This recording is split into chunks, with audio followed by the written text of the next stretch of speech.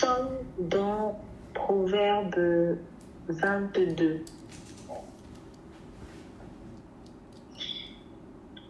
Nous sommes dans Proverbe 22 et nous allons lire le tout premier verset qui dit ceci. La réputation est préférable à de grandes richesses. La réputation est préférable à de grandes richesses. Et la grâce vaut mieux que l'argent et l'or. La grâce vaut mieux que l'argent et l'or. Amen. Si on se souvient, nous avons, il y a quelques semaines, parlé de parfum. Quel parfum dégages-tu? C'était à peu près ça le titre. Et depuis quelques jours, en fait, ce thème de parfum revient à mon esprit. Bon, moi je regarde pas en ce moment beaucoup. Je regarde pas en ce moment. Je ne suis pas en ce moment sur Netflix, mais j'ai appris via des réseaux sociaux qu'il y a un film qui est sorti sur Netflix. Alors, je ne sais pas s'il vient de sortir ou s'il était depuis, mais bon, visiblement, il est assez connu. Et alors, le titre, je n'ai pas le titre exact, mais j'ai retenu un peu le sommaire de à peu près l'histoire. Donc, c'est l'histoire d'un parfumeur, apparemment. Et mais dont la particularité, c'est qu'il fabrique des parfums avec des phéromones humains en tuant des gens. Bon, dans les extraits du film et quelques extraits que j'ai vus, j'ai vu que en tout cas, les victimes étaient essentiellement des femmes. Alors, peut-être que je me trompe, parce que j'insiste, excusez-moi, moi, je n'ai pas vu le film, mais peut-être qu'il y a beaucoup d'hommes, mais je dis ce que j'ai vu dans les extraits. Donc, moi, dans les extraits que j'ai vus, c'était essentiellement des femmes, mais peut-être qu'il y a aussi des victimes. Il y a eu des victimes. Donc, donc il faisait quoi, en fait, dans l'un des extraits, j'ai vu donc, quand il a tué une femme et puis il a enduit le corps, le cadavre de cette femme avec une substance. Bon, je comprends que c'est une substance qu'il utilise pour fabriquer son parfum. Il l'induit pendant un moment de la tête, les cheveux, le corps. Et après, on voit qu'à un moment donné, il laisse reposer. Et après, il tire donc cette substance-là, il la gratte avec une sorte de lame. Et donc, ça va forcément prendre aussi des bouts de peau, voilà, ça va prendre des bouts de peau de la personne. Donc, et après, il prend les cheveux qu'il coupe. Et avec les cheveux, on enduit cette substance-là, c'est une substance visqueuse, ça fait un peu comme du shampoing, une sorte de shampoing visqueux. Et après, donc, il tire cela, donc je pense que c'est comme ça qu'il arrive à réussir à avoir l'odeur, en fait, voilà, l'odeur corporelle de la personne. Et ça, il fabrique donc son parfum. Et ce qui est aussi bizarre, c'est que, en fait, les gens raffolent de son parfum. Mais vraiment, en fait, quand les gens sentent l'odeur de son parfum, ils deviennent fous, et ils se mettent à l'adorer. Il y a une scène où on voit qu'on est en train de l'adorer, et même que, alors je ne sais pas si dans le film ça représentait un pape ou un évêque, mais il y avait une sorte de prêtre, de grand prêtre, dans une arène qui a... C'est un ange, c'est pas un homme, c'est un ange. Ça m'a rappelé quand Hérode, quand les gens avaient dit d'Hérode, voix d'un Dieu et non d'un homme. Et les gens, donc, ont commencé à adorer. Hein. Ça, c'est de l'adoration, en fait. Je ne sais pas comment on l'appelle, mais en tout cas, c'est littéralement de l'adoration. Les gens se sont mis à adorer le monsieur le parfumeur, donc, qui, bien sûr, avait lancé...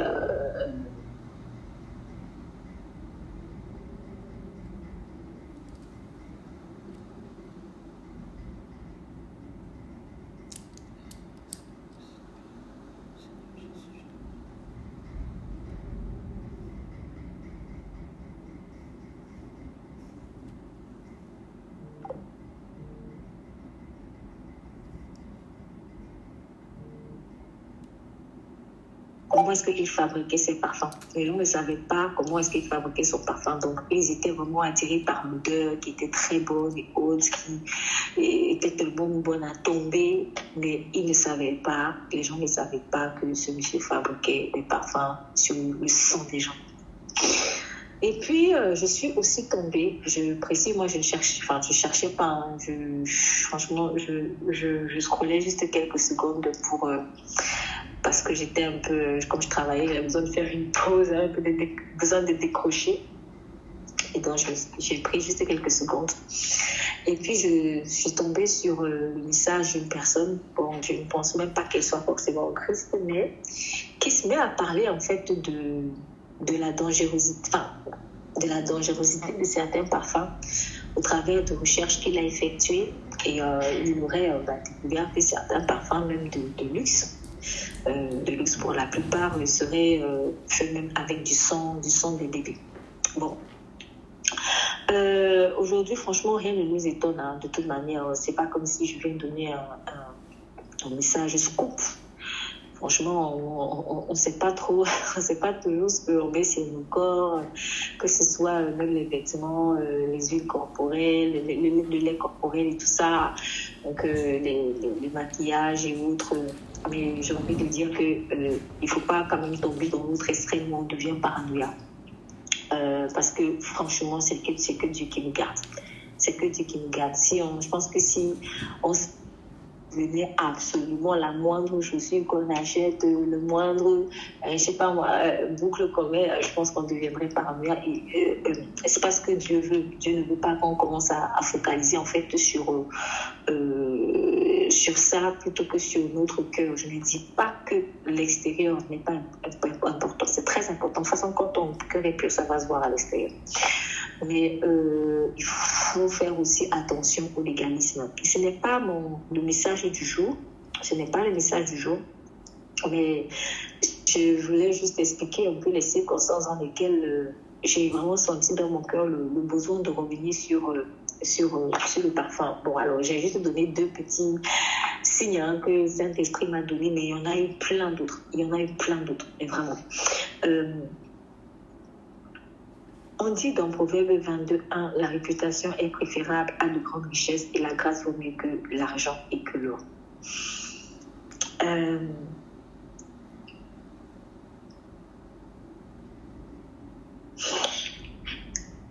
Je pense que beaucoup de personnes connaissent le livre de Gary Chapman, Les 5 langages de l'amour. Et dans le livre Les 5 langages de l'amour, Gary Chapman parle des paroles valorisantes.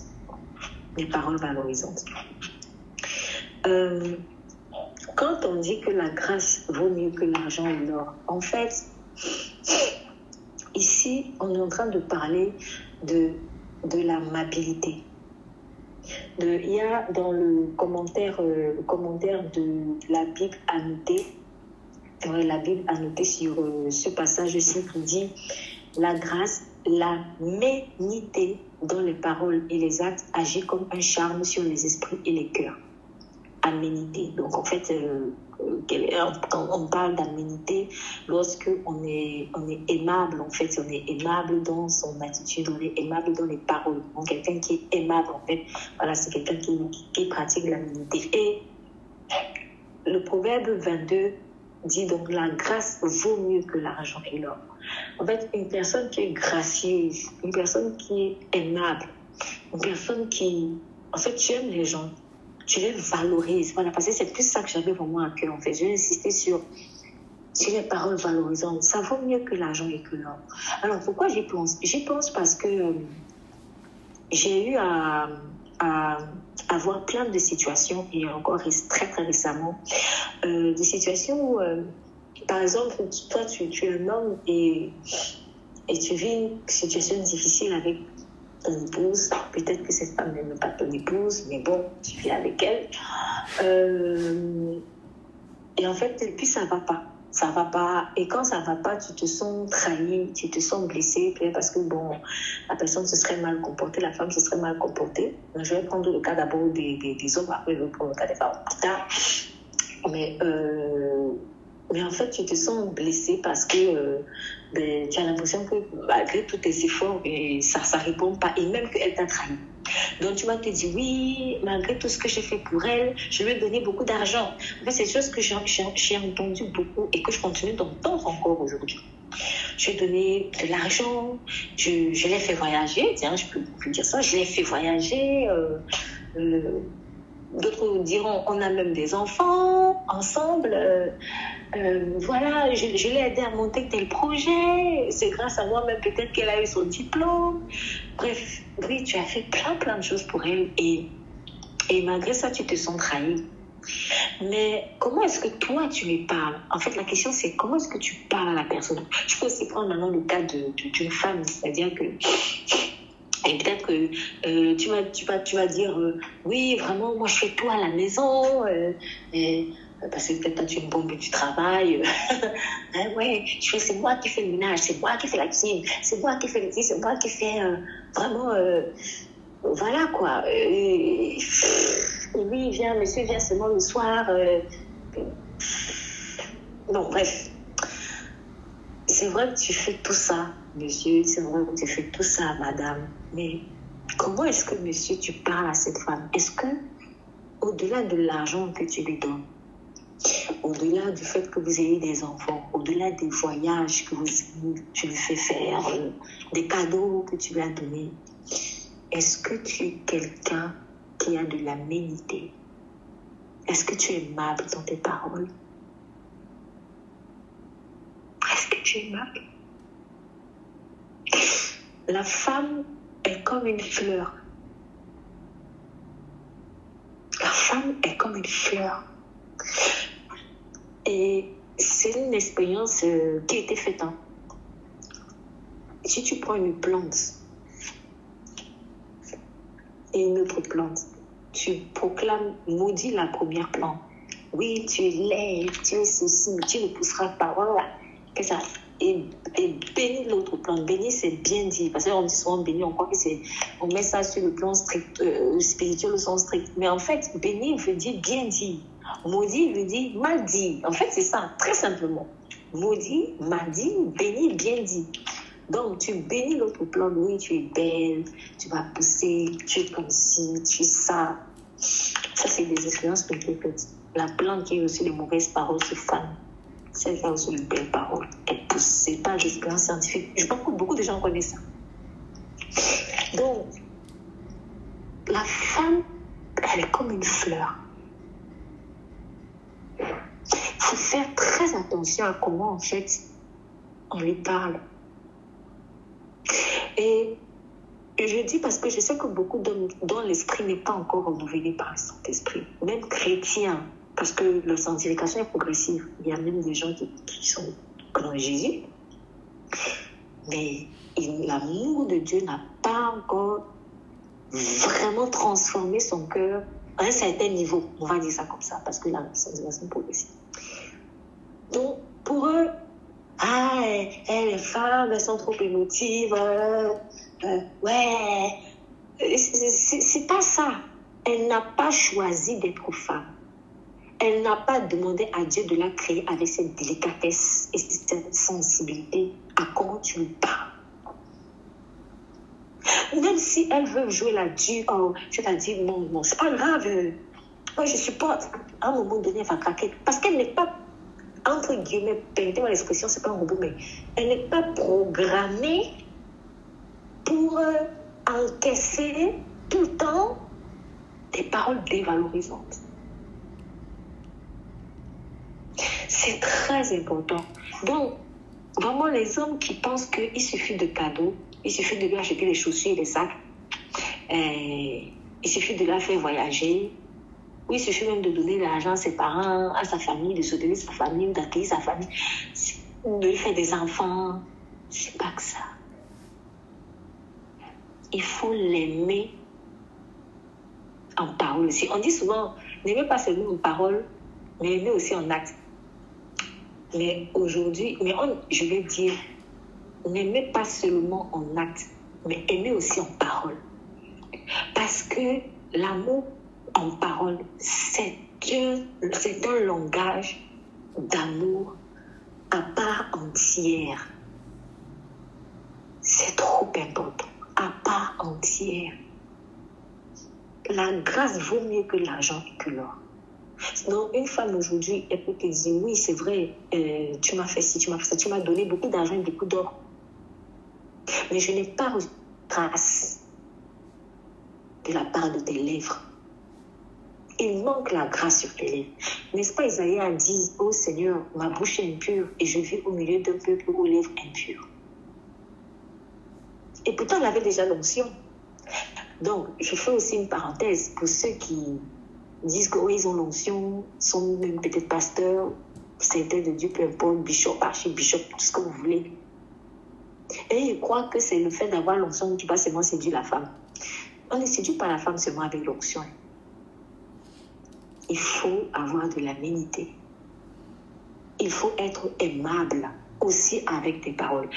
Quand on dit donc, n'aimez pas seulement avec la bouche, mais aimez aussi avec les paroles. On n'a pas dit que tu ne dois pas aimer avec la bouche. En fait, les deux vont ensemble. Nous, on aime toujours prendre un chouïa et puis on laisse l'autre. Et pourtant, le Seigneur n'est pas comme ça. Le Seigneur, il est en entier. On ne prend pas Jésus en pièces détachées. Il faut prendre Jésus en tout. Une voiture en pièces détachées, ça ne peut pas fonctionner. S'il me manque la moindre pièce dans ma voiture, si elle est capitale, ma voiture ne va pas avancer. J'ai besoin de toutes les pièces de ma voiture pour que ma voiture soit intègre. Donc, si tu veux que l'amour soit intègre dans ton foyer, il faut que tu aimes et en parole et en acte. Donc, ceux qui aiment seulement en parole là, mais en fait en pratique ils font rien là, c'est pas bon. Mais ceux aussi qui posent beaucoup d'actes et pour se défiler des paroles valorisantes, ce n'est pas bon non plus. Donc, il y a des couples qui divorcent, mais pardon, un bêtement comme ça. Il suffisait juste d'aimer la personne avec des paroles valorisantes. Et quelqu'un pourrait dire, ça coûte quoi? Mais vous savez, pour beaucoup, ça leur coûte l'orgueil. L'orgueil! C'est-à-dire, c'est comme si pour lui, dire à sa femme, je sais pas, qu'est-ce que je peux inventer? Ah ouais, ta cuisine était excellente aujourd'hui. Ma chérie, ta cuisine. T'as même dit, même ma chérie, là, ça peut être Dieu pour lui.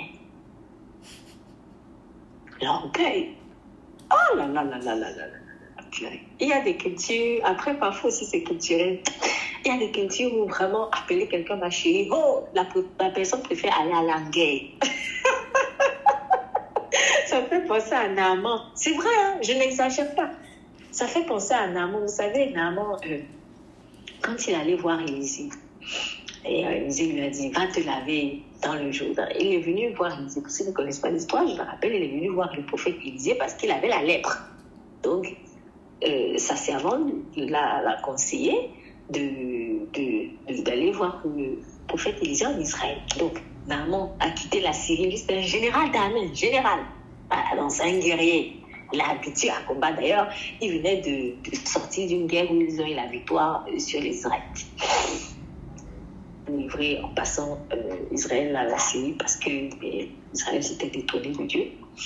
Et donc, le général Naaman arrive chez Élisée. Et il est venu avec plein de cadeaux. Plein de cadeaux. Bref, à la stature d'un général, quoi. Et alors, comment dire aussi, sachant aussi c'est qu'il vient demander quand même la santé, parce qu'un général lépreux, je pense que ça lui faisait énormément honte. Donc, Mais Élisée n'est même pas sorti. Élisée a envoyé son serviteur pour lui dire, va lui demander de se laver au Jourdain. Et Naaman a rouspété. C'est toute une histoire, on sait qu'il a rouspété. Il s'est mis en colère et tout. Et ce qui m'a plu, c'est la sagesse du serviteur de Naaman. Il dit, mais maître, si on t'avait demandé d'aller en guerre, tu serais parti. Mais là, on te dit de faire quelque chose de plus simple. Va te laver. Va te laver seulement. Entre aller remporter la guerre où tu peux perdre ta vie, parce qu'on va en guerre, on risque de sa vie. Et en plus, aller faire la guerre, c'est loin. Mais va te laver ici à côté, là où je voulais. Mais si tu es capable d'aller en guerre, tu es capable de te laver ici où je voulais. C'est plus simple. Mais il n'y a même pas photo. Et Naaman a réfléchi parce que c'était tellement sage et tellement logique et évident. Et c'est la même chose qu'on peut dire à certaines personnes. Ça te coûte quoi? Ça te coûte quoi de lui donner des paroles valorisantes, en fait? Ça te coûte quoi? Toi, tu peux aller acheter les gros cadeaux. Je n'ai pas dit que c'est mauvais. Mais quand l'argent que tu dépenses pour faire les gros cadeaux, là, l'argent du voyage, là, l'argent du projet, là, ça c'est bien. Mais la grâce vaut mieux que l'argent de l'or. La grâce vaut mieux. Franchement, il y a des familles où on n'a jamais dit à un enfant, peut-être le père ou la mère n'a jamais dit à un enfant, mon enfant, je t'aime. Et pourtant, cet enfant-là n'est pas déscolarisé. Hein. Donc, ses parents dépensent pour l'amener à l'école. On lui achète des vêtements. Tous les jours, on lui donne à manger. Hein, on lui fait des cadeaux. Si on calcule tout l'argent, c'est cool. Mais pourtant, la personne a grandi sans jamais que sa maman ou son papa lui dise je t'aime. Est-ce que c'est normal ça? Franchement. Que coûte je t'aime? Ou les fois même où la personne, le parent t'a dit je t'aime, c'est calculé. Je parle aussi d'expérience vécue. C'est calculé. C'est calculé, c'est pas sincère. Qu'est-ce que ça coûte? Quand l'enfant travaille mal à l'école, tu le tabasses. Le jour où il apporte une bonne note, c'est normal. C'est bizarre. C'est bizarre. C'est-à-dire, la réaction quand il a bien une bonne note et la réaction quand il a une mauvaise note, c'est tellement disproportionné. Est-ce que c'est normal? Ça coûte quoi de lui dire, je suis fière de toi, tu as bien travaillé, vraiment tu étais intelligent et tout. C'est plus facile de dire tu es bête que de dire tu es intelligent ou que de dire, je ne sais pas. Pourquoi en fait c'est comme ça? Ça montre à quel point la parole est puissante. Donc si tu es capable de dépenser tout ce que tu dépenses en fait, c'est cet enfant. Mais tu n'es même pas capable de lui donner parole par exemple qui est gratuite. C'est chaud. Mais que l'orgueil est très fort. C'est que vraiment l'orgueil est très fort. Et c'était le cas de Naaman. Naaman, si tu es capable d'aller en guerre, un général comme toi, tu n'as même pas le courage d'aller seulement te baigner. Non, c'est que ton orgueil est fort.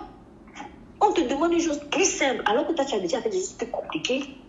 Tu refuses. C'est que ton orgueil est très fort. Mais Dieu merci, il a capitulé. Donc ça coûte quoi en fait des paroles valorisantes? Qu'est-ce que ça coûte?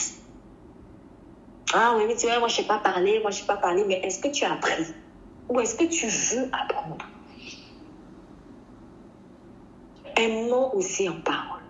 Peut-être que ce n'est pas quelque chose qu'on entend tout le temps, parce qu'on est très habitué à n'aimons pas seulement parole, et on sait aussi qu'il y a de très beaux parleurs, des gens tellement hypocrites. Ils parlent trop bien, comme le renard dans la fable de le corbeau et le renard, mais franchement, au fond, il ne fait rien en fait. Mais aujourd'hui, c'est vraiment spécifique pour ceux, non pas pour les beaux parleurs, mais pour ceux qui ne veulent pas parler ou qui n'aiment pas parler bien pour valoriser. Apprenons à valoriser par nos paroles. C'est un langage d'amour. Et pire encore, si c'est vraiment le langage d'amour de la personne. Parce que tout le monde n'a pas le langage d'amour. Et il y a d'autres qui, peut-être, c'est va du cadeau. Donc, tu vas le faire plein de cadeaux, c'est bien. Mais j'ai envie de dire, même pour la personne qui a pour langage d'amour les cadeaux, là, donc qui est très sensible à ça, quand tu fais les cadeaux, il est très content. Mais si tu n'apprends pas à valoriser cette personne aussi, tu risques de la perdre. En tout cas, tu loupes le coche. Tu loupes le coche. Donc oui, tu as donné de l'argent à cette femme. Là, je parle d'abord pour les femmes, pour les autres. Tu as fait des cadeaux à cette femme. Et d'autres moments, dit, ouais, j'ai payé une grosse dot. Mais bon, tu as fait ça, c'est bien. Vous avez des enfants, c'est bien. Mais comment, avec tout ça, déjà même, comment tu peux aller faire des enfants avec quelqu'un que tu ne valorises pas? Moi, personnellement, après, bon, on n'a pas toujours aussi la même façon de comprendre, mais je trouve ça toujours bizarre d'avoir de l'intimité sexuelle avec quelqu'un à qui on n'a jamais dit je t'aime, en fait. Moi, je trouve ça, je sais pas, c'est bizarre. Je trouve bizarre d'avoir de l'intimité sexuelle avec quelqu'un qu'on ne valorise pas, en fait. Donc, je sais pas, ça te coûte quoi, en fait, de lui dire qu'elle est belle? Bon, si tu ne trouves pas qu'elle est belle, qu'est-ce que tu fais avec elle? Tu vois, quelqu'un, vaut mieux la laisser à quelqu'un d'autre qui va la trouver belle. Ah oui, parce que c'est bizarre, en fait. Et combien de foyers sont comme ça? Combien de couples sont comme ça? Des personnes mariées, ton mari t'a jamais dit qu'il t'aime. Gratuitement, hein? C'est parce que c'est le jour où il a envie d'avoir un rapport sexuel avec toi qui va te dire aujourd'hui, tu trouves belle et qu'il t'aime. Non, mais en fait, gratuitement, quoi. Ça coûte quoi? Donc, vous voyez, moi, personnellement, je ne sais pas comment, bon, les autres, vous pouvez trouver, mais moi, je trouve ça trop bizarre. Parce que le rapport sexuel, c'est un acte tellement intime et sacré. Et qui coûte beaucoup. Parce que c'est un échange spirituel. Au-delà du plaisir, c'est un échange spirituel. C'est un échange spirituel terrible. Comment dans un truc aussi grave et fort, tu plonges les pieds, les deux mains, mais juste valoriser avec ta lèvre. Avec la même personne, tu n'arrives pas. Si c'est pas démoniaque, c'est quoi? Moi, personnellement, je ne sais pas. C'est démoniaque, ça, c'est Satan, en fait, qui fait les choses comme ça. C'est Satan qui fait les choses comme ça. Parfois, on n'a pas envie de dire aussi je t'aime parce que, vous voyez, en fait, c'est comme si c'était le monde trop dur. Donc, du coup, tu vas seulement dire, oui, tu sais, tu es dans mon cœur. Tu es dans mon cœur. Dans les exemples que j'entends, elle est dans mon cœur, elle est dans ton cœur, ça veut dire quoi? Parce que même aux maîtresses, on dit aussi, tu es dans mon cœur. C'est vrai, hein? Même aux maîtresses, on dit, tu es dans mon cœur. Pourquoi tu ne peux pas dire, je t'aime, en fait? Pourquoi tu ne peux pas dire que tu l'aimes? C'est quoi, en fait? C'est quoi ce truc en toi qui te dérange? S'il y a quelque chose en toi qui te dérange par rapport au fait de lui dire je t'aime, c'est que t'es pas, il y a un truc qui cloche avec toi et tu dois découvrir quoi. Peut-être que c'est plus profond que ça. Peut-être qu'il y a des blessures que toi-même t'as pas, qui sont pas encore guéries. Oh, un blessé blesse. Un blessé blesse.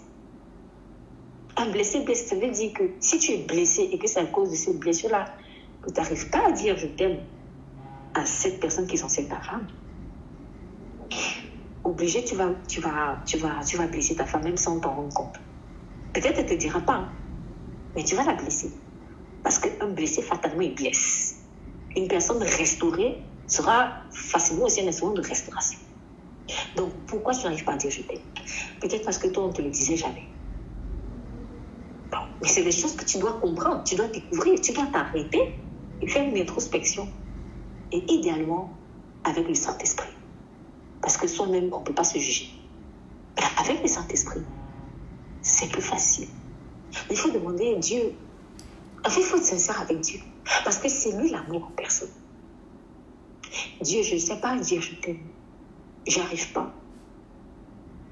Il faut me parler en fait comme une amie. Dieu, j'arrive pas. J'arrive pas. Et ouvre-toi. Ouvre-toi comme tu te serais ouvert devant un psychologue. Dieu, j'arrive pas. Pourquoi? Est-ce qu'on te le disait? Ou est-ce que tu as peur? Peut-être aussi que tu as été traumatisé. Peut-être que tu as été traumatisé par aussi une relation amoureuse passée. Et maintenant, tu as décidé en fait de vivre l'amour à moitié. De plus t'investir. Et en particulier, de plus investir tes paroles valorisantes. Peut-être que par le passé, tu t'investissais beaucoup dans les paroles valorisantes. Et tu as été trahi par une femme et maintenant, tu te dis, non, on ne va plus jamais. Et le problème, c'est que la nouvelle femme-là, pourquoi elle doit payer les pots cassés?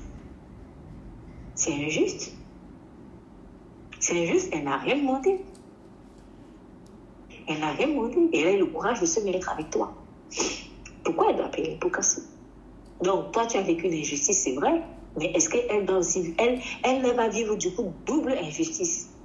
Déjà, l'injustice de ta part et l'injustice aussi de l'injustice que tu as subie. Pourquoi, en fait, doit-elle être un paillasson?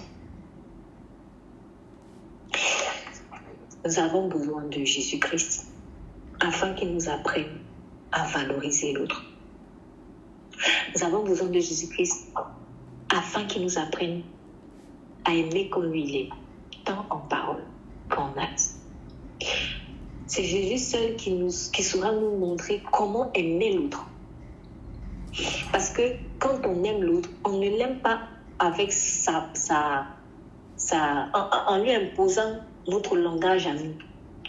Peut-être que toi, tu te sens aimé quand on te rend beaucoup de services. Ok. Mais tu te dis que pour aimer les autres, il faut aussi que je rende beaucoup de services. C'est très bien. Mais peut-être que cet autre-là, lui, il a besoin de paroles valorisantes. Beaucoup plus que d'autres choses. Ces choses-là, elles sont importantes, attention.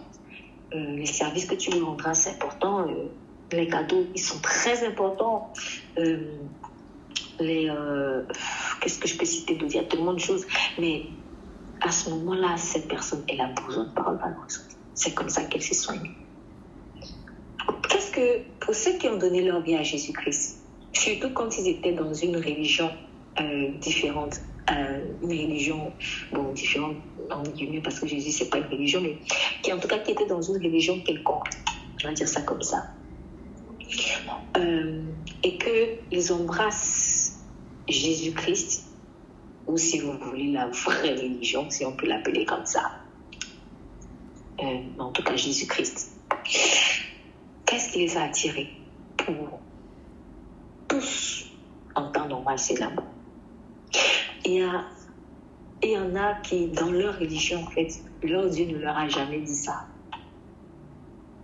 En tout cas, ce Dieu qu'ils adoraient ne leur a jamais dit ça.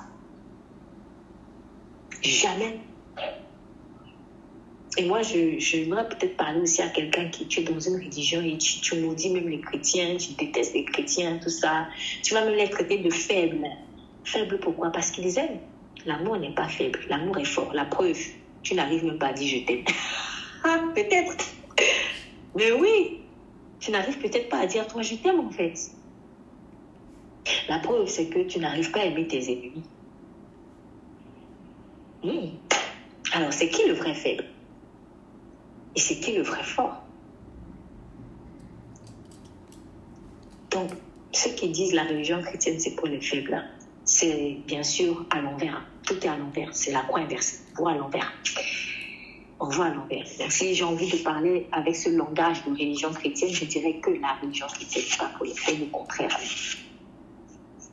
Au contraire. C'est pour ceux qui veulent devenir forts. Ou alors, je pourrais aussi dire, c'est pas faux.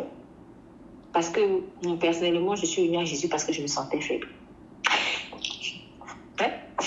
Donc, au moins, le faible là, dans cette, on dit, une religion chrétienne, lui, il reconnaît sa faiblesse. Et c'est pour ça qu'il va à Jésus, pour devenir fort. Mais toi, en fait, qui veux rester dans une soi-disant religion forte, alors qu'au fond, tu es intempérant, Donc, tu ne sais pas te maîtriser, tu es colérique. Tu ne sais peut-être même pas dire je t'aime. Des choses comme ça. Tu ne sais pas pardonner. En fait, c'est toi qui es faible. Donc, vraiment, pour un homme qui se sent trahi en ce moment par une femme et tu ne sais pas pourquoi elle réagit mal comme ça, peut-être qu'elle réagit mal parce que tu ne l'as jamais vraiment valorisée. Tu étais dur avec elle. Peut-être que tu ne te rendais pas compte que tu étais dur parce que c'est ta façon d'être, c'est ta façon de parler. Il y en a même, certains peut-être l'ont déjà vu. Et quand il te parle, il est dur, il fait des blagues perverses. Par exemple, il va te dire, je te hais. Mais en fait, c'est une façon de te dire qu'il t'aime. Même dans les relations amicales, hein, peut-être tu as reçu, je sais pas moi, allez, on va dire peut-être une promotion au travail, tu as été béni d'une façon particulière, il va me dire, je te hais. Oui.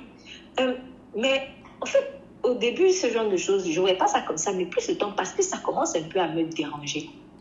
Parce que je me dis, mais pourquoi est-ce que le langage change comme ça? C'est-à-dire que, est-ce qu'on ne peut pas dire carrément, je t'aime?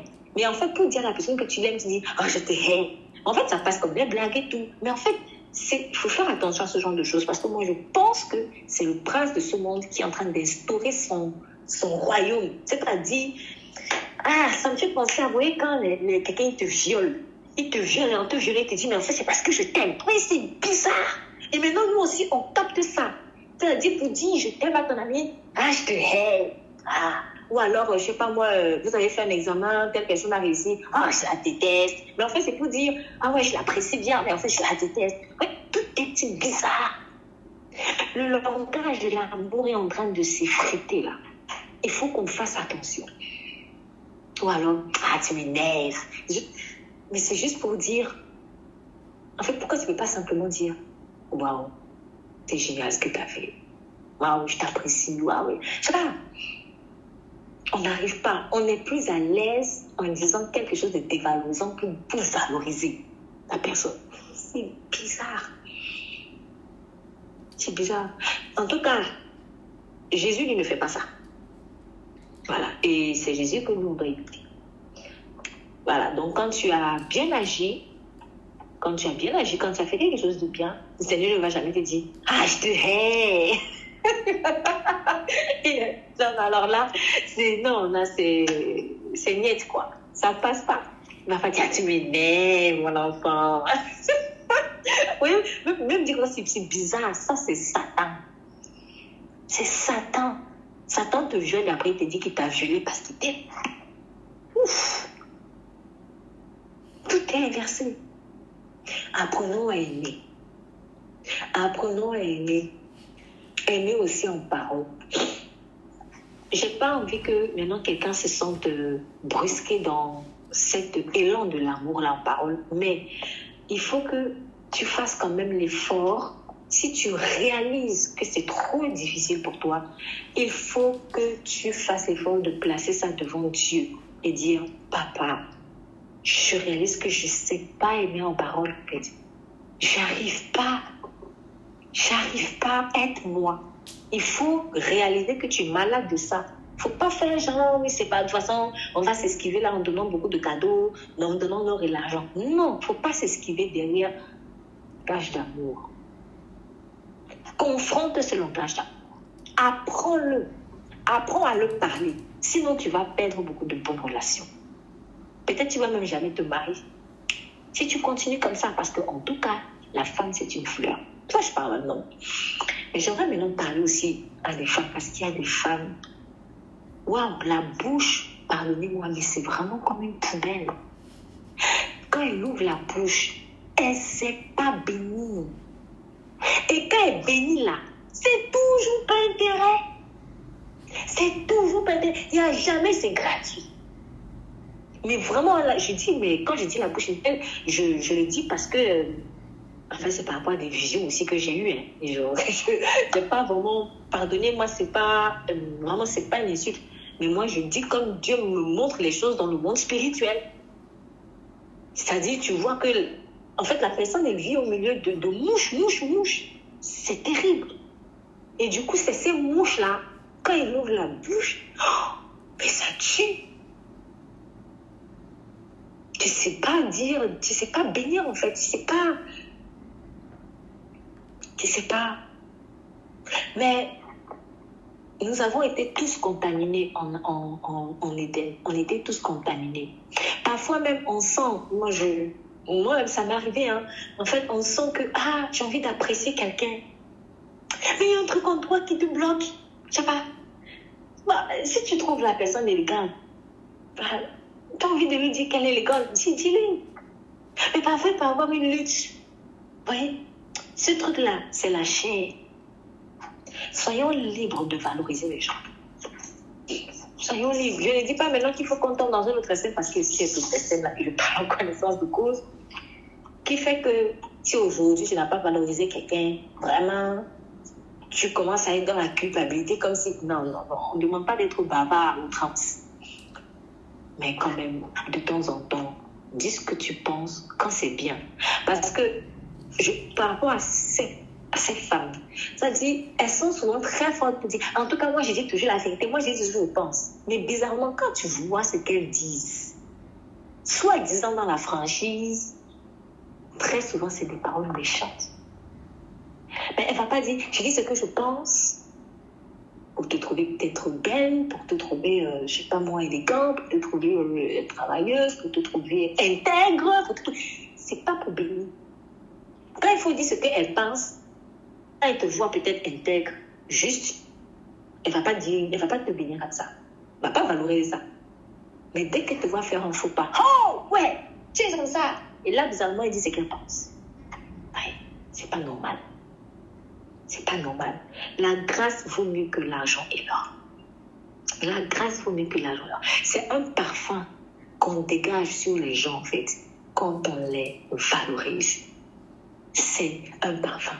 Au lieu de donner l'argent, seulement l'argent à cette personne, déverse des paroles de grâce sur sa vie. Déverse des paroles de grâce.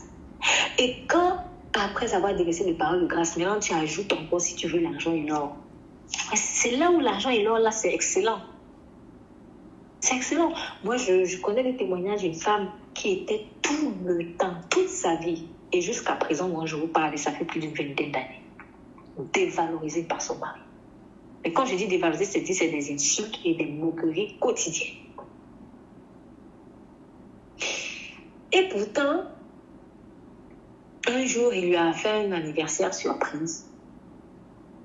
Et c'est avec le temps que j'ai compris qu'en fait, l'anniversaire surprise, c'était pour montrer aux gens, pour tromper aux gens qu'il aimait sa femme. Dès que l'anniversaire est fini, on a continué, parole dévalorisantes encore, il tape. Parfois, c'est aller même sur le temps là, à la violence physique. Mais moi, je n'ai pas compris, en fait, comment tu peux organiser des anniversaires surprises et montrer aux gens que tu aimes, soi-disant, ta femme. Et pourtant, tous les jours, c'est toi qui as dit, tu es stupide. Tu es stupide. Tu ne comprends jamais rien. Tu es bête. Tu n'as pas fait l'école. Tu es comme si. Tout le temps. Quand il fait quelque chose de bien, à peine on sort, on reconnaît. À peine. Et tu viens organiser des anniversaires surprises devant les gens. Généralement, les gens qui ont la bouche comme vraiment, ces mots-là, c'est comme de la poubelle. Ils aiment faire les bonnes actions. Puis tout le monde est au courant pour montrer que ouais, ils sont généreux peut-être, ou ils sont... voilà, ils aiment faire les choses. Ils aiment faire le bien avec la trompette. Pourquoi? Parce que leur conscience constamment en train de leur témoigner de ce que, mon ami, tu n'as pas la grâce sur les lèvres. Tu sais pas valoriser. Tu tues avec ta langue.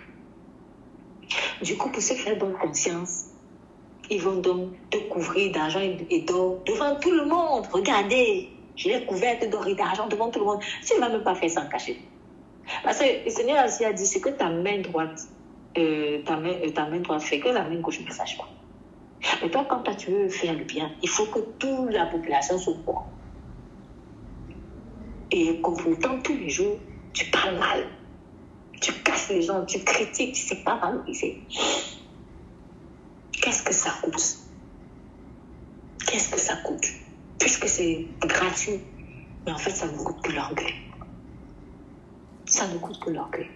Donc, que ce soit dans les relations de couple, relations amicales, parents-enfants, même au travail, avec les collègues, à l'école, avec des camarades, laissons l'Esprit de Dieu valoriser au travers de nous, parce que Dieu, il a envie de bénir les gens.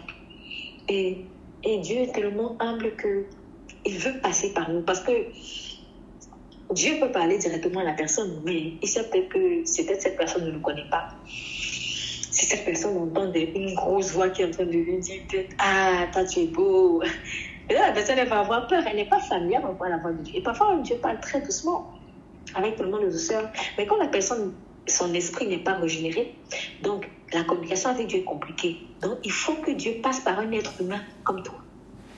Donc, souvent, Dieu il déverse sur nos cœurs des paroles valorisantes pour les gens. Mais on n'est pas... Et on les ressent, mais on a du mal. On a du mal à les laisser sortir. Donc, l'idée aujourd'hui, c'est d'être vraiment un canal de bénédiction aussi en parole. Soyons des canaux de bénédiction en parole. Vraiment, ce n'est pas un appel à la flatterie, mais c'est simple, c'est juste, au contraire, c'est simplement mourir à soi-même. Il faudrait que désormais, Seigneur, si peut-être je flattais avec ma langue avant, flatter veut dire que ça veut dire que quand je donnais des paroles valorisantes, c'était calculé, c'était peut-être pour me faire bonne conscience, ou c'était pour recevoir en retour quelque chose de cette personne. Maintenant, je vais les donner gratuitement. Et j'insiste aussi dans les relations de mariage, de couple et tout ça. Vraiment, il faut apprendre à valoriser ton mari avec tes paroles. Il faut apprendre à valoriser ta femme avec tes paroles. Parce que cette femme est une fleur. Si tu lui parles bien, elle va éclore. Si tu lui parles mal, si tu lui parles durement, elle ne va pas éclore. Et même quand cette femme a gaffé, a mal agi, en fait, c'est pas en venant déverser des choses pourries avec la langue sur lui que ça va l'aider à se relever. Non, en fait, il faut continuer de valoriser. Je ne demande pas maintenant d'être hypocrite, parce qu'il faut savoir aussi dire des choses, même difficiles à entendre. Mais quand on a un cœur qui a été adouci par le Saint-Esprit, même quand la personne est faible, tu sens la puissance de la douceur. Tu sens que la personne te dit vraiment parce qu'elle t'aime. Et elle n'a même pas besoin de dire à ce moment-là que je te le dis parce que je t'aime. En fait, au fond de toi, tu sens que c'est vraiment pour ton bien. Tu sens que la personne veut vraiment te relever, en fait. Même quand elle est ferme, tu sens qu'elle veut te relever. C'est ça la différence avec le flatteur. Le flatteur, lui, il est obligé de t'expliquer qu'en fait, je te fais ça parce que je t'aime, je te fais ça parce que... Il est obligé de t'expliquer pour expliquer pourquoi, parce qu'il ne t'aime pas. Donc, il faut qu'il rabâche. Mais une personne qui t'aime sincèrement, parfois elle n'a pas besoin de te rabâcher encore que je t'aime, mais ce qu'elle va te dire, même si c'est difficile d'entendre, tu sauras au fond. Si tu es vraiment honnête, tu sauras que il y a de l'amour dedans. C'est pas pour me faire du mal et avoir mon amour dedans. Donc la grâce vaut mieux que l'argent et que l'or. La grâce vaut mieux que l'argent et que l'or, parce qu'il faut être aimable dans ses paroles et dans ses actes. Ça agit vraiment comme un bon baume, comme un bon parfum sur les esprits et les cœurs. Je suis en train de citer ici le commentaire « La Bible adoptée ». C'est très important. Quand dans la première partie du verset, le jour de Proverbe 22, premier verset, on dit « La réputation est préférable à de grandes richesses ». Ça veut dire que pour Dieu, tu peux être très riche, mais quand tu as une mauvaise réputation, vraiment, c'est très dommage. En fait, c'est pas la même. Vaut mieux quelqu'un qui n'ait pas assez de moyens matériels, peut-être, ou qui ne soit pas très riche, mais qui ait une bonne réputation. Parce que la bonne réputation, elle peut plus ou moins facilement attirer l'argent. Mais la mauvaise réputation, à un moment donné, fera même fuir l'argent. Donc, la bonne réputation est très importante. Alors, il y a une nuance entre avoir une bonne réputation parce que justement on dégage de notre cœur un bon parfum et la bonne réputation qu'on sait soi-même fabriquer alors qu'au fond on a le cœur pourri. Pardonnez-moi l'expression. Donc, on est très experts de plus en plus aujourd'hui à créer à se créer une belle image devant les gens. On ment, on se crée une vie, on ment, et puis on va la publier dans les médias. Mais alors qu'au fond, on est mesquin, on est assassin, on est voleur, on est menteur. Alors, mais je ne parle pas en fait de cette bonne réputation-là. Moi, je parle d'une bonne réputation aussi qui vient de Dieu. La véritable bonne réputation, c'est celle qui vient de Dieu. C'est celle où Dieu lui-même est témoin de ce que, oui, ça, c'est vraiment une bonne personne, si on peut dire ça comme ça. Par exemple, quand dans le livre de Job, on sait, pour ceux qui lisent la Bible, ils savent comment est-ce que le livre de Job commence. Donc, on nous dit que Dieu était dans l'assemblée avec les anges. On parle ici des fils de Dieu, mais on peut comprendre que ce sont des anges aussi. Et Satan est venu là, dans cette réunion, et Dieu lui demande, mais tu viens d'où? Et il dit de parcourir la terre. Et c'est alors que Dieu lui dit, ah, tu as donc pu voir mon serviteur Job. Il n'y a pas quelqu'un d'aussi intègre comme lui sur toute la terre. C'est ça la bonne réputation. Job, c'était quelqu'un dont l'intégrité était connue en fait des hommes. Mais pas que des hommes, de Dieu. Je dis des hommes parce qu'on voit bien dans ses complaintes il rappelle comment est-ce que les gens le regardaient avant, on le respectait, on l'honorait, bien sûr parce que visiblement c'était vraiment un homme droit, un homme sur qui on pouvait compter, un homme ayant la crainte de Dieu. Mais il n'y avait pas que les hommes qui lui donnaient vraiment une bonne réputation. Dieu lui donnait une bonne réputation. C'est ça en fait la bonne réputation de Proverbe 22, verset 1. Donc c'est une réputation que Dieu lui-même en fait atteste.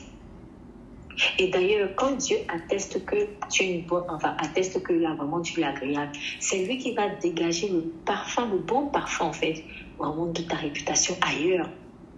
Vous voyez? Donc, pour avoir une bonne réputation, qu'est-ce qu'il faut faire? Il faut déjà, entre guillemets, arranger ta réputation avec Dieu. Il faut arranger ta réputation avec Dieu en fait. Donc, ça ne sert à rien d'être réputé devant les hommes quand devant Dieu, en fait, ça ne va pas. Par exemple, si nous lisons nous sommes dans Luc 5.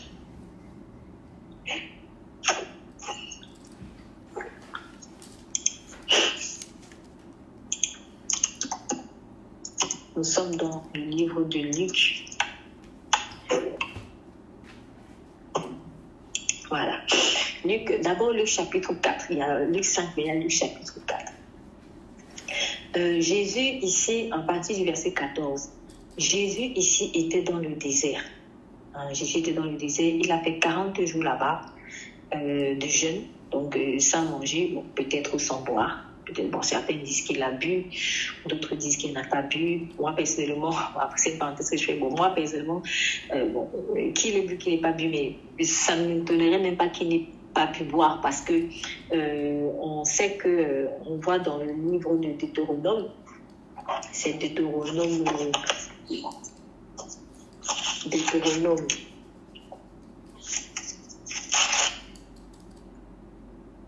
chapitre 8, c'est au chapitre 9, verset 9, Deutéronome 9, 9. Donc, c'est Moïse qui rappelle à Israël à sa rébellion. Ils sont à la porte de Canaan, ils vont bientôt conquérir le pays. Et dans Deutéronome 9, 9, Moïse dit, « Lorsque je fus monté sur la montagne pour prendre les tables de pierre, les tables de l'alliance que l'Éternel a traitées avec vous, je demeurai sur la montagne 40 jours et 40 nuits, sans manger de pain et sans boire d'eau. » En fait, en lisant ça, je me suis dit, si Moïse il a pu faire ça, s'il a pu vivre ça par la grâce de Dieu, donc ça veut dire que bon, c'est possible aussi. Donc déjà, c'est possible. C'est possible. Hein? Il y en a qui jeûnent 40 jours sans manger. Alors sans boire, c'est plus compliqué. Mais en tout cas, c'est possible avec Dieu. Voilà, je ne demande pas d'aller tester ça. Si Dieu ne nous a pas vraiment spécifiquement, n'allez pas faire des choses comme ça. Mais bon, Moïse a été spécialement appelé par Dieu. Voilà, à ce moment-là, et Dieu lui a donné la force de ne ni manger ni boire. Donc je me suis dit, si Moïse a pu faire ça, Pourquoi est-ce qu'on est étonné de ce que Jésus lui-même n'est pas bu? Parce qu'on ne nous a pas précisé, hein, on a seulement dit qu'il a jeûné en fait pendant 40 jours. On n'a pas plus de précision que ça. Donc Jésus étant plus grand que Moïse, ce qui est clairement écrit dans la Bible, bon, c'est pas étonnant que le Seigneur aussi ait été dans le désert sans manger et sans boire. Après, s'il est bu, il n'y a pas de souci. Hein. Mais voilà, c'était juste une petite parenthèse pour les personnes qui se posent souvent cette question. Donc, le Seigneur Jésus a fait 40 jours de jeûne dans le désert. Il était seul et après il était éprouvé. Il était éprouvé dans sa confrontation avec le diable. Il a répondu, il a vaincu, il a répondu par la parole. Il a réussi là où Adam et Ève avaient échoué. Et bien le Seigneur Jésus est venu réussir. Et on nous dit donc, Luc 4, est-ce qu'on peut lire Luc 4, verset 14? Juste Luc 4, verset 14.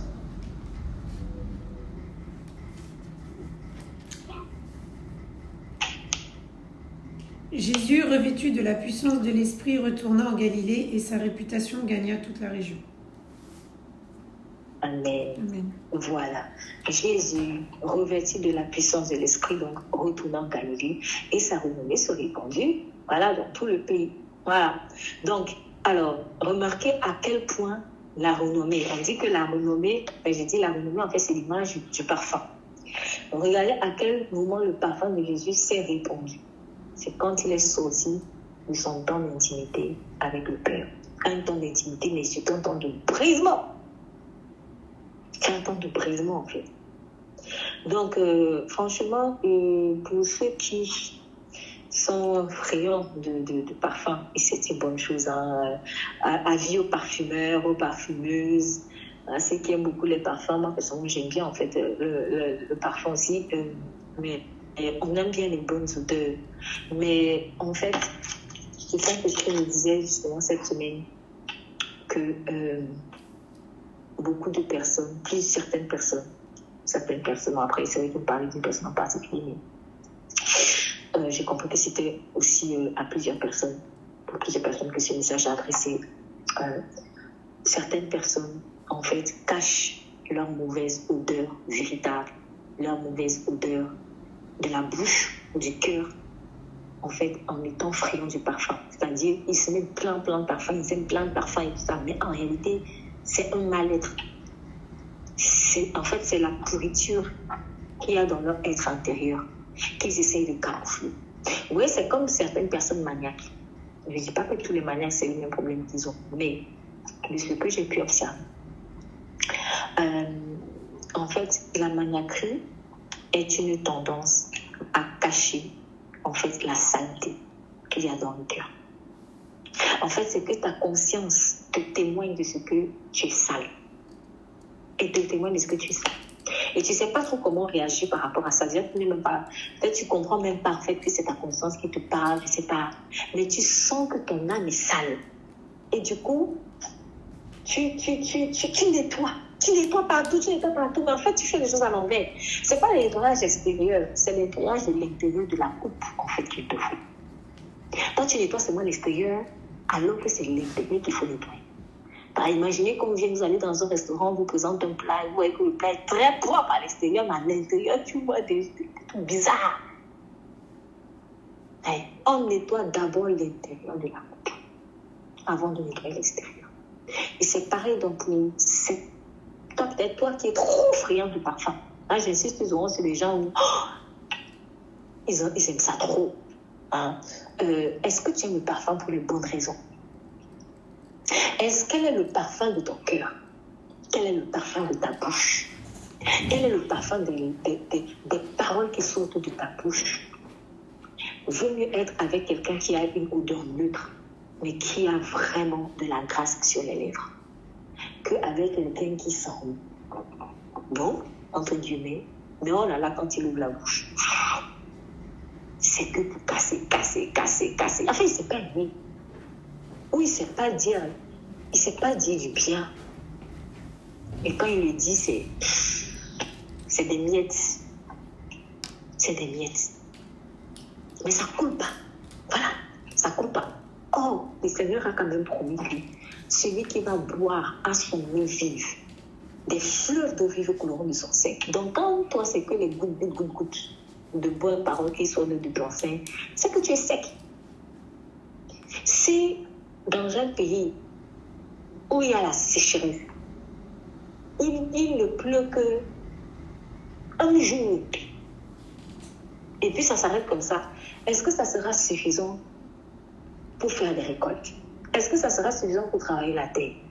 Non, on a déjà vu ce thème-là, l'insuffisance. L'insuffisance, c'est la mort. On a vu cela il y a quelques mois. Donc Dieu est dans la qualité et la quantité aussi. La quantité peut te tuer. Il y en a qui meurent de malnutrition. Donc je peux tomber malade parce que je ne me nourris pas assez. Est-ce que c'est que je ne me nourris pas? Je me nourris, mais je ne me nourris pas assez. Donc, quand tu dis, oui, mais j'ai que dit quand même, non, tu ne dis pas vraiment. Tu dis que des gouttes. Et en plus, tu le dis, même c'est calculé. Quand tu dis du bien, c'est calculé. C'est calculé. Mais en tant que fils de Dieu, ça doit couler. C'est ça qui fait la différence avec les autres. Les autres, quand ils vont dire du bien des autres, déjà, c'est tellement, ça leur fait trop mal. Hein? Ça leur fait trop mal. Quand il va dire je t'aime, quelque chose de bien, ça va lui faire trop mal. Et en plus, c'est un mot de gouttelette. Mais le Fils de Dieu, en fait, au fond, ça lui fait même plaisir de te faire plaisir. Et de deux, il est sincère. Il ne vient pas calculer quelque chose. Voilà. Et de trois, ça coule. Ce n'est pas une fois l'année. Voilà. Imaginons que Dieu nous dise souvenons-nous des belles choses que Dieu nous a déjà dit. Et là, on a parlé d'un trimestre. Nous sommes le 23 mars aujourd'hui. Entre le 1er janvier et jusqu'à aujourd'hui. Combien de fois Dieu nous a dit de belles choses? Franchement, si la dernière, je pouvais dire que la dernière fois, je commence à chercher. La dernière fois que Dieu m'a dit quelque chose vraiment qui m'a encouragée, qui m'a fait du bien, je commence à chercher. C'est un genre. Non. Même si tu ne te souviens pas, tu sais que c'est récent. Tu sais que c'est récent. Parce que lui, ça coule. Et c'est comme ça que ça doit être aussi pour nous. Parce que s'il vit en nous, les paroles valorisantes doivent aussi couler. Alors, maintenant, pour rassurer quand même, il ne faut pas oublier que la sanctification est progressive. Donc, si moi, je n'ai pas l'habitude de faire ça et que je suis enfant de Dieu, le Seigneur va me guérir. Mais il faut que moi aussi, j'accepte de me laisser guérir. En fait, l'idée dans ce message, c'est de laisser l'Esprit de Dieu travailler ce côté-là en nous, en fait. Il ne faut pas qu'on s'accommode de ça. De toute façon, moi, je ne sais pas parler, moi, je ne sais pas parler, non, je reste comme ça. Non. C'est que tu as choisi. Tu as aussi choisi de garder cette maladie. Et si tu gardes cette maladie, ça va affecter tes relations sociales. En tout cas, une femme normale ne peut pas accepter de venir vivre avec un homme qui passe le temps à la casser. Et un homme normal aussi ne peut pas accepter d'être avec une femme qui va passer le temps à le casser, même s'il est amoureux d'elle. Même s'il est amoureux d'elle. C'est des choses qui ouvrent la porte à l'adultère. Parce que l'amant chez qui veut que ta femme là va partir, il va lui dire des choses valorisantes que toi tu ne lui dis jamais. Et ça va la ressourcer. Parce que l'amour, c'est comme une eau qui désaltère. Quand tu valorises l'autre, en fait, tu le ressources quelque part. Ouais. Donc, laissons Dieu ressourcer les gens au travers de nous. Donc, si toi, tu ne remplis pas le moteur de ta femme avec la parole, par exemple, et tu te caches derrière l'or et l'argent, de toute façon, je lui ai fait des cadeaux, de toute façon, je lui ai acheté ceci, je lui ai fait des voyages, bref. Il y a un amant qui va le faire à ta place. Et il va se sentir aimé. Et même si elle n'avait même jamais la pensée un jour de te tromper, malgré tout, un jour, elle va te tromper. Ça va être plus fort qu'elle. Pourquoi? Parce qu'on a besoin d'amour. Il faut apprendre à valoriser son épouse. Il faut apprendre à valoriser son mari. Cet homme-là, peut-être que tu casses tout le temps. Dehors, là, il y a une femme qui va apprécier quelque chose que tu ne vois jamais chez lui. Il va le valoriser par rapport à cela. Et même s'il n'est pas amoureux de cette personne et qu'il est plutôt amoureux de toi, il va être attiré. En fait, c'est la ressource là. C'est cette ressource-là qui l'attire parce qu'il en a besoin. Et je veux aussi parler à quelqu'un qui, toi, tu aimes seulement quand on te donne des paroles valorisantes, mais toi, tu n'en donnes pas assez. Ou alors, tu ne donnes pas à ta femme des paroles valorisantes. Ou à cette personne des paroles valorisantes. Mais tu es tout le temps en train de valoriser les gens devant cette personne. Il y a des hommes comme ça. Hein. Il y a des femmes aussi comme ça, mais bon, là, justement, j'ai un esprit, non. Tu es prompte à dire, ah, mais franchement, même quand tu parles avec ta femme, ah, mais maman, pourtant c'est une belle femme, hein, cette femme est belle, mais jamais à ta femme tu l'as trouvée belle. Jamais tu l'as dit à ta femme, chérie, tu es belle. Jamais. Mais tu n'es pas du tout gêné de trouver d'autres femmes belles. Et de le dire, et de le leur dire, et de le dire même à ta femme. Ah, c'est bizarre. Parfois, c'est la familiarité aussi, vous voyez. En fait, tu te dis que tu es tellement familier que, bon, maintenant, c'est plus important, on se connaît déjà, on se connaît. Attention. Ce que tu peux penser être à qui tu peux le perdre. Donc, quand je dis tout à l'heure que la femme est comme une fleur, ça s'entretient. Ça s'entretient. Ne la fais pas faner vite à cause de mauvaises paroles. Ça s'entretient. Donc, ce n'est pas seulement avant le mariage que tu la complètes de jolies paroles. Dès que vous vous mariez, les jolies paroles, on ne dit pas. Ah! Mais si, pourquoi tu veux la priver ou le priver? Maintenant, je parle de sexe. Pourquoi tu veux le priver ou la priver de ce qui aussi l'a attiré? Imaginons, on voit que Jésus, il nous a attirés à lui. C'est l'amour. Maintenant, quand on vient à Jésus, boum, il coupe. Ah, c'est bizarre. C'est bizarre. Mais lui, il ne fait pas ça. Lui, il ne fait pas ça. Ce que tu as vu quand tu étais encore en dehors de la bergerie, sur Jésus-là, tu vas le trouver à l'intérieur de la bergerie et pour toujours. Donc, le vrai amour, il ne change pas après le mariage. Le vrai amour n'est pas dans la familiarité. Ah, de toute façon, on est déjà ensemble. Donc, non, si tu n'as pas compris le mariage, tu n'étais peut-être pas prêt. C'est que tu n'étais pas prêt, en fait. Même si tu as déjà un certain âge, que tu as déjà eu plein de femmes, certaines personnes se disent, oui, j'ai l'expérience avec les femmes parce qu'il y a eu tellement de femmes. Ce n'est pas la multitude des femmes-là qui te donne l'expérience, qui te donnera l'expérience. C'est le Saint-Esprit de Jésus-Christ. Voilà pourquoi David a pu dire, Seigneur, tu me donnes de l'intelligence, de la perspicacité plus que mes maîtres, parce que je médite tes instructions. La parole de Dieu, c'est elle qui donne l'intelligence. C'est elle qui donne l'intelligence. Ce n'est pas tes expériences avec de multiples femmes. Donc, il faut arrêter de se tromper. Vaut mieux quelqu'un qui n'a jamais même connu une femme par le passé, jusqu'avant de connaître vraiment sa femme actuelle, mais qui marche par le Saint-Esprit, parce que l'Esprit de Dieu lui donnera la sagesse pour savoir comment se comporter avec sa femme, apprendre à la connaître mieux et être vraiment le bon mari qu'il doit être. Donc, au lieu aussi de lancer les pieds sur la création de Dieu, ouais, elles sont trop émotives, ouais, elles sont dit comme ça, ouais, non. Dieu l'a créé avec une certaine sensibilité. Et toi, Dieu t'a créé avec ta sensibilité à toi. L'homme et la femme sont différents. Ils sont différents morphologiquement, et ça, on ne pourra jamais le changer, malgré les 1 milliard de tentatives. Ils sont différents aussi, même dans leur psychologie. Ils sont différents dans leur façon d'aborder les choses. Et c'est Dieu qui a voulu ça. Pourquoi? Pour qu'on soit complet. Ils se complètent. L'homme et la femme se complètent. Donc, si la femme là doit réfléchir comme toi là, vraiment, le couple ne fonctionnera pas. Donc, il ne faut pas l'obliger à être comme toi, parce qu'elle a une sensibilité particulière. Ce que tu dois plutôt désirer, c'est qu'elle soit comme Dieu veut qu'elle soit, et non pas comme tu veux. Toi, tu veux qu'elle soit. Dieu ne te donne pas une femme selon ton cœur à toi. Dieu te donne une femme selon son cœur à lui. Et pareil pour une femme. Dieu ne te donne pas un homme selon ton cœur à toi, femme. Dieu te donne un homme selon son cœur à lui, Dieu. Nous, on cherche un homme selon notre cœur à nous. Nous, on cherche des femmes selon notre cœur à nous. C'est faux, tu as déjà fait fausse route. Ça ne marchera pas. Et si la femme là, ton cœur, wow, déjà ton cœur, il est compliqué. Donc, si on ajoute compliqué sur compliqué, là, ça donne compliqué. Donc, ouais, on n'est pas si intelligent que ça. Et nous, on se pense souvent super, super intelligent. Mais franchement, quand tu regardes, non, mais ça n'a pas de sens en fait. Ton cœur, elle est compliquée. Et toi, tu veux maintenant façonner la femme là selon ton cœur. Donc, elle devient maintenant comme toi. Ah, mais ça ne marchera pas. Ça ne marchera pas. Au contraire même, tu vas voir comment la femme va maintenant agir comme toi et que tu vois que c'est compliqué. Arrête-toi et dis-toi, wow, donc c'est comme ça que je suis. Non, il faut que tu arrêtes.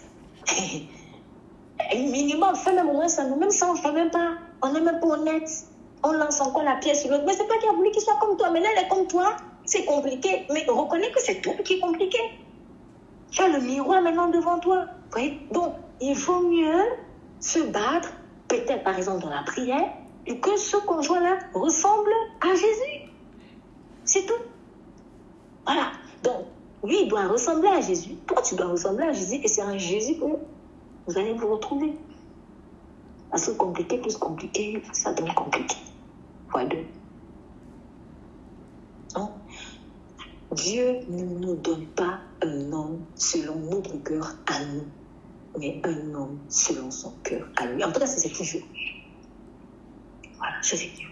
Et Dieu ne te donne pas une femme qui va te ressembler, toi, avec toutes les complications de ton cœur, mais une femme qui va le ressembler lui. Et c'est dans la mesure où toi-même aussi, tu vas chercher à ressembler à Jésus que vous allez être véritablement complémentaires. Les gens qui sont complémentaires, soi-disant, sans Jésus là, en fait, vous êtes complémentaires en Satan. Oui, parce qu'il y a des gens, ils s'entendent trop bien. Mais Jésus n'est pas là dans leur barque. Croyez-moi, ça c'est le prince de ce monde à qui vous êtes soumis. Et puis on va se dire, ouais, mais ils ne sont même pas chrétiens, peut-être ils s'entendent trop bien. Mais ils s'entendent, mais c'est normal qu'ils s'entendent bien, puisqu'ils ont le même père. Mais c'est normal. C'est normal, donc il faut faire attention à qui vous envie en fait. On n'en vit pas au hasard comme ça, là, sans discernement. Deux personnes peuvent très bien s'entendre, peuvent très très bien s'entendre, sans Jésus dans la barque. Mais parce qu'ils sont le même père. Et que même Satan n'accepte pas que son royaume soit divisé. Ça, c'est Jésus qui l'a dit. Voilà. Donc, il faut vraiment qu'on sache ce qu'on veut. Mais au-delà même de ça, au-delà de ce que les gens puissent avoir le même père, même s'ils ont le même père pour Satan, je veux dire, moi, j'ai compris une chose. Deux bandits ne s'entendront jamais. Pourquoi? Parce que le banditisme, par essence, c'est de l'infidélité. Donc, quand tu vois deux personnes qui ont pour père le diable, bon, en tout cas, ils ne sont pas dans l'alliance de Christ. Excusez-moi, certains vont être choqués, mais moi, je ne fais que dire ce que la parole de Dieu dit. Si tu n'es pas fils de Dieu, tu es forcément fils du diable.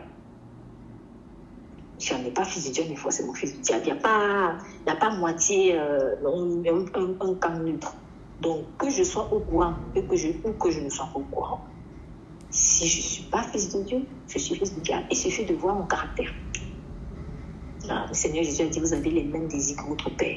Quels sont tes désirs? Est-ce que ce sont les désirs qui reflètent la sainteté de Dieu, l'amour de Dieu, ou des désirs qui reflètent plutôt le mal du diable? Voilà. Donc, deux bandits ne vont pas s'entendre. Pourquoi? Parce que dans leur nature, en fait, il y a l'infidélité. Il y a l'infidélité. Donc, si tu vois donc deux personnes qui ont pour père le diable s'entendre, forcément c'est de l'hypocrisie. C'est oublier l'hypocrisie. Donc, l'hypocrisie est la seule chose qui va les aider à tenir bon aux yeux des autres. Et je veux m'inspirer ici de la statue de Nebuchadnezzar. Si, pour ceux qui connaissent l'histoire, le roi Nebuchadnezzar, qui était le roi de Babylone, avait fait un rêve et il avait demandé à Daniel d'interpréter le rêve. Donc, c'est dans Daniel 2, verset, on est à partir du verset 31. Donc, le rêve, c'est « Ô roi, tu regardais, tu voyais une grande statue, ces statues, je réponds, Daniel 2, verset 31. Donc, tu voyais une grande statue, ces statues étaient immenses, d'une splendeur extraordinaire, elle était debout devant toi et son aspect était terrible. la tête de cette statue était d'or. Sa poitrine et ses bras étaient d'argent. C'est le même corps, mais les matières sont différentes. La tête est d'or, la poitrine d'argent, le ventre et les cuisses, les reins, les jambes de fer, les pieds en partie de fer et en partie d'argile. Tu regardais lorsqu'une pièce se détacha sans le secours d'aucune main, frappa les pieds de fer et d'argile de la statue et les mit en pièces. Alors le fer, l'argile, les reins, l'argent et l'or furent brisés ensemble et devinrent comme la balle qui s'échappe d'une aire en été. Le vent les emporta et nulle trace n'en fut retrouvée. Mais la pierre qui avait frappé la statue devint une grande montagne et remplit toute la terre. Voilà le songe. Nous en donnerons l'explication devant le roi. Ô roi, tu es le roi des rois, car le Dieu des cieux t'a donné l'empire, la puissance, la force et la gloire. Il a remis entre tes mains, en quelques lieux tu les habites, les enfants des hommes, les bêtes des champs et les oiseaux du ciel. Et il t'a fait dominer sur eux tous. C'est toi qui es la tête d'or. Après toi, il s'élèvera un autre royaume, moindre que le tien, puis un troisième royaume qui sera des rats et qui dominera sur toute la terre. Il y aura un quatrième royaume, fort comme du fer, de même que le fer brise et rompt tout, il brisera et rompra tout, comme le fer qui met tout en pièces. Et comme tu as vu les pieds et les orteils en partie d'argile de potier et en partie de fer, ce royaume sera divisé. Mais il y aura en lui quelque chose de la force du fer, parce que tu as vu le fer mêlé avec l'argile. Et comme les doigts des pieds étaient en partie de fer et en partie d'argile, ce royaume sera en partie fort et en partie fragile. Tu as vu le fer mêlé avec l'argile, parce qu'ils se mêleront par des alliances humaines, mais ils ne seront point unis l'un à l'autre, de même que le fer ne s'allie point avec l'argile. Amen. On ne peut pas avoir un corps en matière différente. Si je suis d'or, ma tête sera d'or, mes pieds seront d'or, mes mains seront d'or, et tout. Voilà, c'est ça. En tout cas, dans le royaume de Dieu, c'est comme ça. Si je suis de fer, alors la tête sera de fer, les mains de fer, bref, tout est de fer.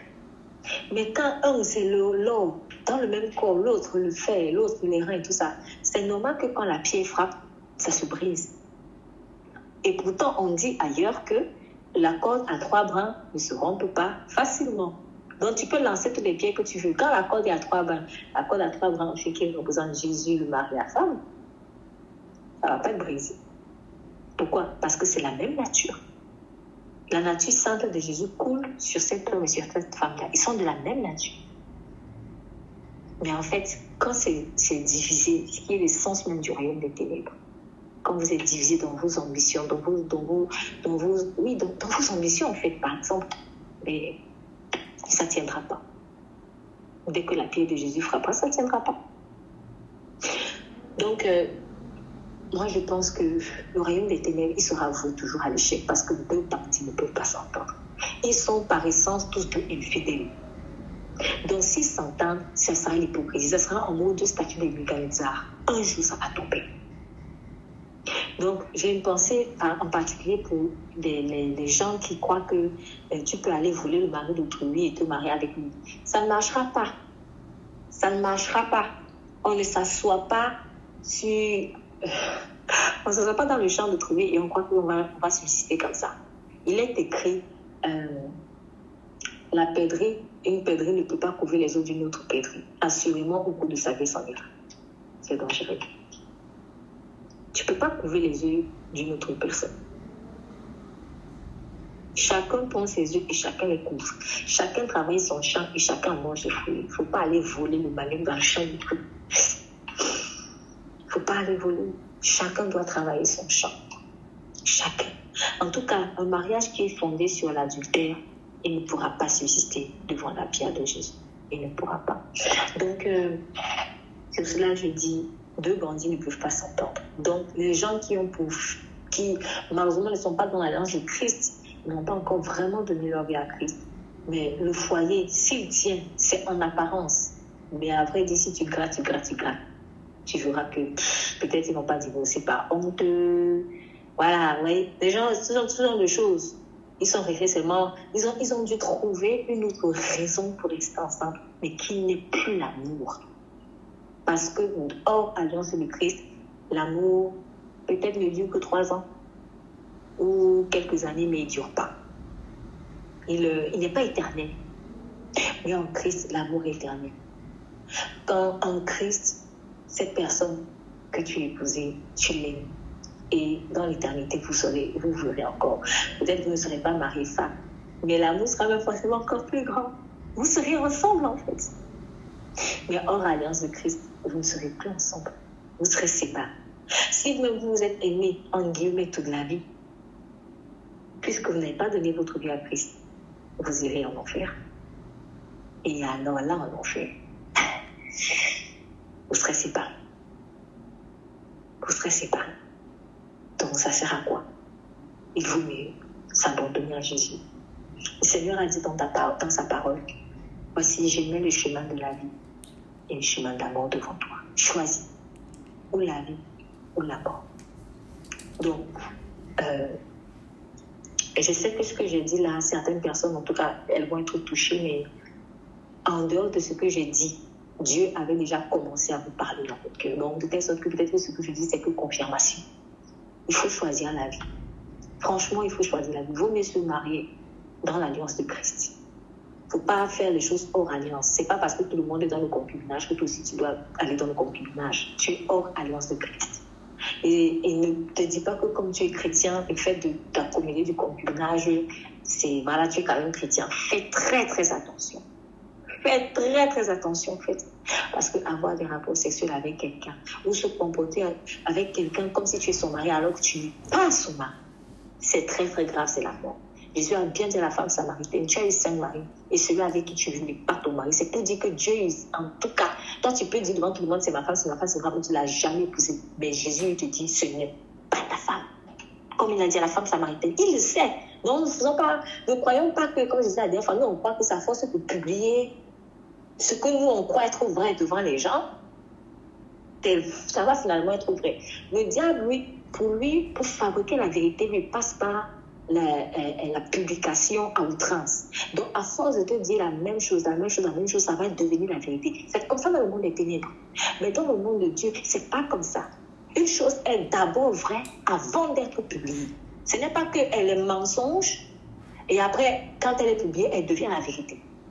Non. C'est pas comme ça. Le diable, lui, il part du mensonge, il publie, et le mensonge devient vérité. Mais Dieu, il part de la vérité, il publie, et après, c'est à toi de l'accepter ou pas. Mais même si tu n'acceptes pas, la vérité, ça sera la vérité. Donc, ce n'est pas parce que vous êtes dans un concubinage notoire que vous êtes vraiment dans le vrai. Vraiment dans le vrai. Bon, que vous êtes dans le vrai. Donc, il faut faire très attention. Le concubinage, c'est mauvais. C'est très, très mauvais. Le mariage est sacré et il faut l'honorer. Et rien ne le remplacera. Aussi, ne réveillons pas l'amour avant le temps. Chaque chose doit se faire au bon moment. Parfois, c'est pas facile, surtout quand on est célibataire. Mais soyons patients. Disons-nous que, franchement, tout ce que je suis en train de semer dans la patience, mais je vais le récolter avec tellement de joie, comme il est dit. Ceux qui sèment avec larmes, moissonneront avec eux les jours. Toute la patience que tu as eue là, tu vas voir, quand tu vas récolter, ça sera trop fort. En fait, ça sera au-delà même de tes espérances. Tu seras même bouche bée. Ne te dis pas, ne regarde pas aux autres, on te dit, ouais, tu es en retard et tout. Non. Préserve-toi. Préserve ton corps, préserve ton cœur et laisse Dieu vraiment lui-même te bénir au bon moment. Par exemple, avec cette bénédiction de mariage, laisse Dieu purifier ton cœur et purifier tes lèvres. Tu vas voir, ce sera excellent. Souvent, les meilleurs vins ont longtemps duré dans la cave. Les meilleurs vins ont longtemps duré dans la cave. Donc, j'ai envie de lui dire, Seigneur, moi, je vais être un bon vin. Je vais être un vin excellent. Je ne veux pas être un vin de la précipitation. Je ne veux pas être juste un plat micro-ondé. Bon, enfin, le micro-ondes, ça ne dit pas, mais... mais voilà, la cuisine qui a été faite, par exemple, je ne sais pas moi, qui a mijoté là, la cuisine vite fait micro-ondée seulement, parfois ça n'a pas le même goût. Ça n'a pas le même goût. Donc, que le Saint-Esprit de Dieu nous accorde vraiment la grâce d'avoir un bon parfum au travers de nos lèvres, d'avoir de la grâce sur les lèvres, en tout cas d'être des bons ambassadeurs de l'amour sous forme de paroles valorisantes. Aimons en parole et en acte, les deux. Ne choisissons pas, soit seulement les paroles, on laisse les actes, soit les actes, on laisse les paroles. Apprenons à aimer aussi en parole, apprenons à valoriser et apprenons à accepter aussi les paroles valorisantes parce que généralement, il y en a qui l'acceptent. Ah oui, quand tu te dis que tu, je sais pas, tu es quelqu'un de bien, que tu as regardé, non, accepte. Parfois, ces paroles, par exemple, elles sont thérapeutiques. C'est Dieu qui veut te guérir. C'est Dieu qui veut déconstruire des mauvaises paroles qu'on a dites constamment sur ta vie. Peut-être on t'a dit tout le temps que tu es stupide. Et là, le Seigneur te donne des paroles, par exemple. Il te dit non, tu n'es pas stupide. Il déclare sur toi que tu es sage, il déclare sur toi que tu es intelligent. Il faut accepter cela. Que l'Esprit de Dieu aussi nous accorde la grâce d'être des personnes sages, c'est-à-dire qu'on fasse la différence entre aimer avec les paroles valorisantes et flatter. Voilà, la flatterie, il n'y a pas l'amour dedans. La flatterie, c'est intéressé. Voilà, la flatterie, c'est intéressé. Que l'Esprit de Dieu nous aide à faire la nuance. Et vraiment, merci Saint-Esprit. Merci beaucoup pour ce moment, Père. Merci parce que tu nous as beaucoup encouragés. Tu nous as montré combien tu aimes et tu aimes par les paroles valorisantes. Seigneur, je prie pour les personnes qui ne savent pas valoriser. Seigneur, aide-nous à valoriser. Aide-nous aussi avec de bonnes paroles, Père. Aide-nous à être intègres, c'est-à-dire on aime en parole et on aime en acte. On aime en acte et on aime en parole. Tu as donné à chacun un langage d'amour particulier. Mais je suis convaincue que, Seigneur, quel que soit notre langage d'amour, l'être humain a besoin d'être balancé aussi comme parole. Je prie, Seigneur, pour des personnes qui ont vécu des traumatismes. Les traumatismes, on ne leur a jamais dit je t'aime, on ne leur a jamais dit qu'ils sont beaux, qu'ils sont belles, qu'ils réfléchissent bien, qu'ils sont sages, qu'ils ont du bon sens, qu'ils sont travailleurs, ce genre de choses, Seigneur. En tout cas, on n'a jamais reconnu la valeur qu'ils sont, Seigneur. Vraiment, on n'a jamais connu leur véritable valeur, je veux dire. Je t'en supplie, Seigneur, aide-nous à être comme toi. Comme toi, tu as dit à Nathanaël. Nathanaël ne te connaissait même pas. Nathanaël s'est même comporté comme un raciste. Il a dit, y a-t-il quelque chose de bon qui peut venir de Nazareth? Mais tu as dit, au lieu de répondre par la haine, la colère, Père, tu as dit à Nathanaël, voici un vrai Israélite, un homme en qui il n'y a point de fraude. Seigneur, tu sais valoriser. Tu sais valoriser. Je prie pour un homme, Seigneur, vraiment, afin qu'il puisse voir sa femme comme une belle fleur délicate qui sent bon, une fleur délicate qui sent bon, qui dégage un bon parfum dans sa maison. Une fleur qu'il doit entretenir, qu'il doit arroser par des paroles valorisantes. Apprends à cet homme la douceur, Seigneur. Je te prie au nom de Jésus. Qu'il reconnaisse ses torts, Seigneur. Qu'il reconnaisse qu'il a fait beaucoup de choses, qu'il a peut-être donné de l'argent, de l'or, des cadeaux, des voyages, des dons, de l'aide, de tout ça. Mais il manque les paroles valorisantes. Et je prie que cette personne ne soit pas comme Naaman, qui était prompte à aller être des généraux de guerre, des généraux de guerre, mais qui sont compliqués seulement pour faire des choses plus simples, qui sont gratuites pourtant. Je prie aussi pour une femme, Seigneur, qui tue avec sa langue, Seigneur. Tu as dit dans ta parole que la femme vertueuse elle a des instructions aimables sur sa bouche. Elle donne ses instructions avec amabilité.